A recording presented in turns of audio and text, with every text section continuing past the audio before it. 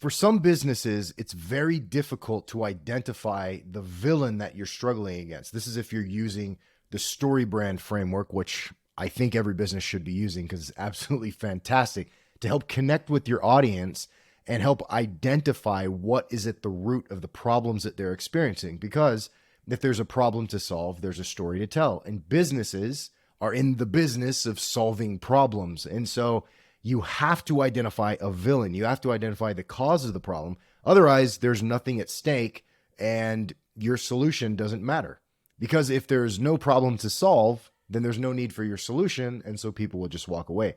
So identifying that villain is very important. But what happens if it's hard to pinpoint exactly what the villain is?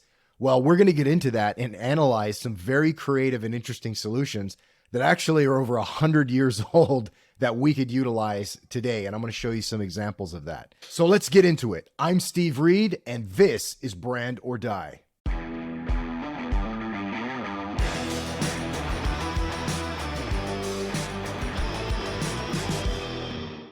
All right, let's talk about some villains. So let's go back to World War I, back in 1917.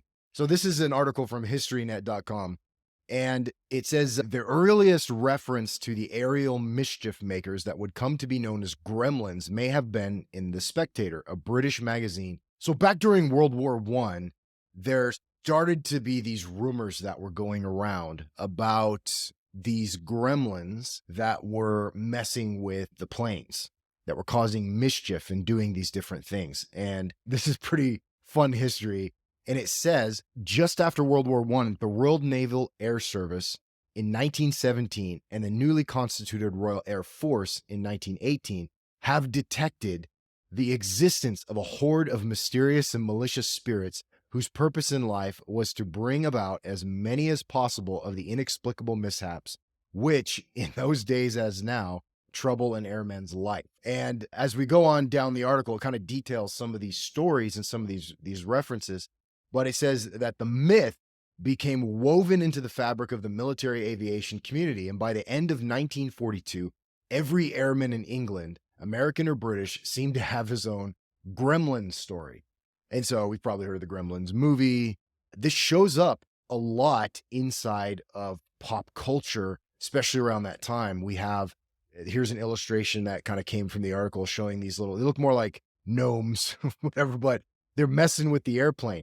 And back in 1943, there was a cartoon with Bugs Bunny called Falling Hair.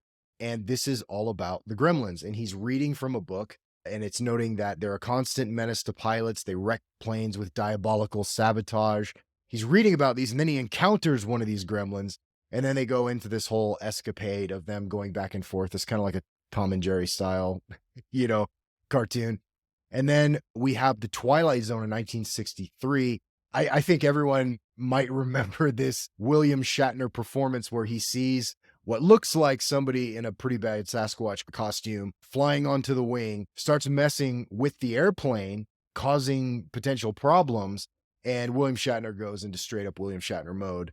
Totally classic. One of the best Twilight Zone episodes of all time. And this was actually remade 20 years later in 1983 in the Twilight Zone movie, where John Lithgow does an amazing performance of this same character. And it's a much more terrifying creature who's actually ripping apart the engine, and the plane's actually crashing in this version. It's a really well done remake of the original. So you might be asking yourself, what does this have to do with branding?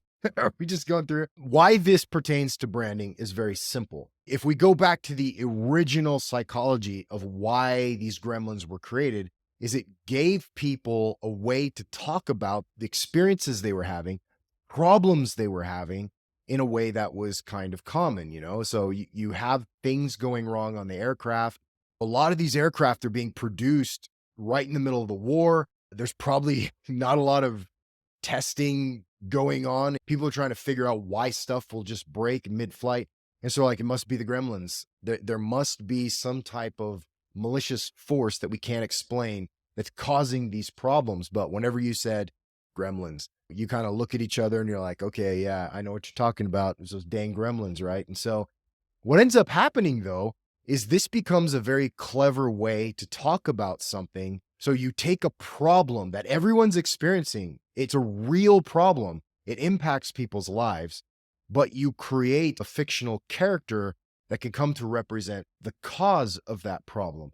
And we see this happening all the time in marketing advertising. Just look around at any commercial that you see, different kinds of industries, you'll see this strategy being used. And it can be very effective if it's done properly. For example, I have a client that had a very similar issue.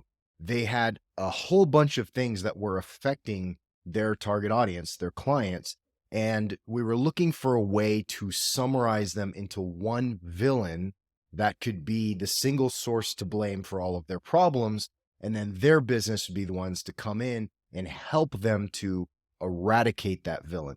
So we created a couple of different characters. We created two different characters, one that was called Pennywise and one that was called Kenny Do It. Pennywise represented an ideal client that took the guidance of the business, applied their strategies, and got to the positive end result. Kenny Do It was an example of somebody that just ignored any type of planning or strategies and just decided to wing it. And he illustrates the bad consequences that came about by doing nothing. So we have the ideal outcome represented with one character and the failure represented by another character. Then we created this retirement monster who represented kind of the cause of all of the problems. It was really fun to create this character because we were able to animate him and use this animation as part of a presentation that they would give. In this case, their audience were educators that were planning for retirement and trying to help them avoid some of the negative things that would come their way that maybe they weren't really totally prepared for and that they weren't taking into account. So all of these things that would eat away at their retirement, we personified as the retirement monster. So I'm going to play a clip for you, just a little segment of one of two parts of this cartoon that was created. So sit back and enjoy this little segment and see how we did this. As you dedicate your life to help brighten and educate the future of your students, are you taking the time to plan for your future? While laboring away on lesson plans, test dates, and papers to grade, time passes, along with opportunities to plan for your future. Excuse me. Yes, you. As a teacher, how would you like a 50% drop in income? Well, watch your step, because without proper planning, that's what awaits you and most other teachers at retirement. Below the retirement cliff lives the retirement monster. And he's not done with you yet.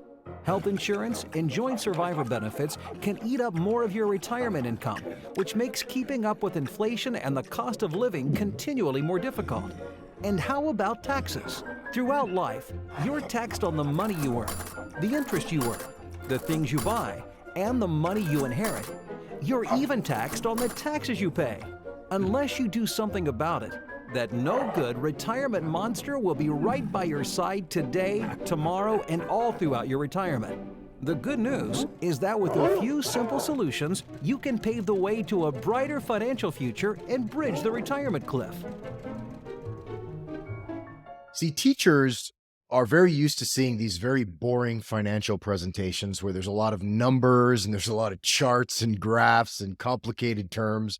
And they would go and sit on their lunch break and listen to these boring presentations over and over again. So we decided to set this company apart by doing something completely different. And everybody loves cartoons. And so we thought we would do something that would engage them. And this ended up being a very successful presentation for this company. There was nothing else like it. They got compliments on it all the time. It was interesting. There were two big segments that were animated, about 2 minutes each, but then we used pictures of these characters to tell this story in this narrative. And we left out all the complex financial stuff and just simplified everything and used these characters so that people could keep track of everything. They could see themselves in these characters and say, oh, I'm kind of like Kenny Do It right now. I'm not really planning for these things. I want to be more like Pennywise, right?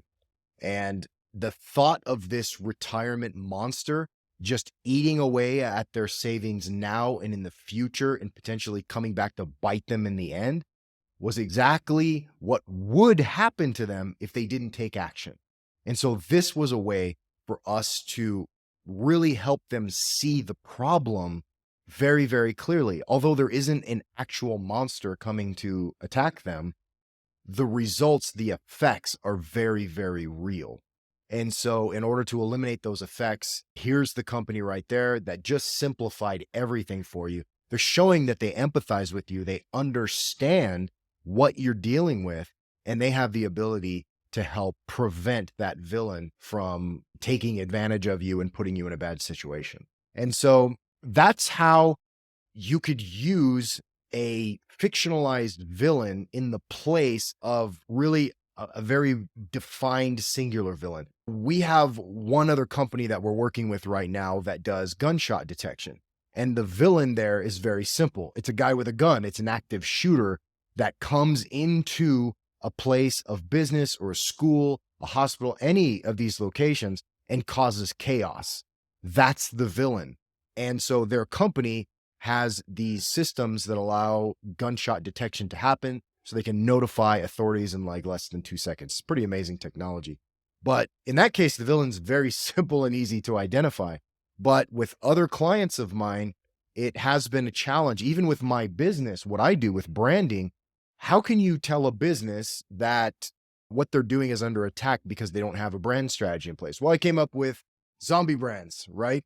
So just like a invisible virus can affect people, you can't really see, touch, or taste it, but you feel the effects of it. There's symptoms. So I identified these 8 symptoms, and I've done a couple of episodes about that. You can see more about zombie brands and whatnot on my website, vector.com. And there's another villain that I've created that I call Narvoid, which is short for narrative void. And what narrative void does is like an empty abyss. It thrives in the absence of storytelling. It stifles emotional connection and renders brands voiceless and forgettable. And so there's a way that you can tell if these villains are affecting you. It's if you're not using story branding to help connect with your audience. There's no narrative there. There's nothing to keep them glued to grab their attention. And so these are some concepts that I've created, these kind of fictional villains or forces that help me communicate to my audience the solutions that I could bring to help them solve their problems. And so with any other business that's out there, it's very important to identify those villains. And sometimes it's going to be very easy. Sometimes it's going to be more challenging, but hopefully some of the strategies that we discussed here can be helpful to you.